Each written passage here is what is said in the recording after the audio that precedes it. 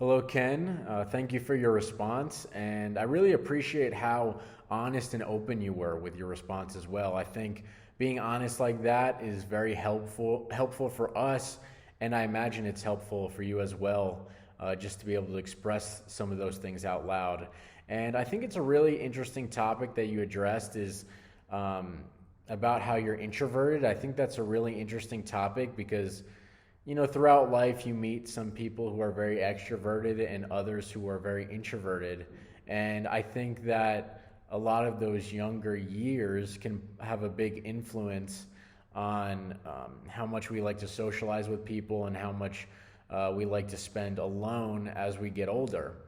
And I also agree. I think some of the terminology that's used throughout the reading can be a little bit confusing and not always spot on to what I believe as well. But I think that was a really good insight to some of your personalities. And I think it's also a very good point that those first 5 to 6 years are just so crucial. And who you're around during those times can just play such a big impact on who you are today.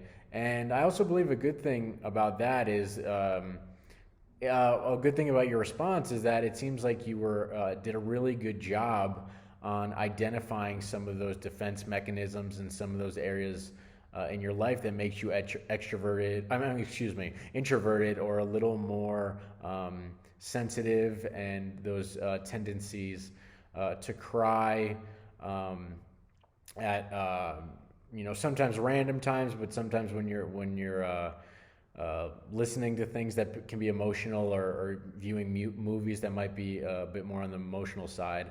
But I think that really gives a good insight to your personality, and it's really, once again, I think it's very great that you were able to identify those things and really give a good explanation. So thank you for your response, and that was very insightful for me.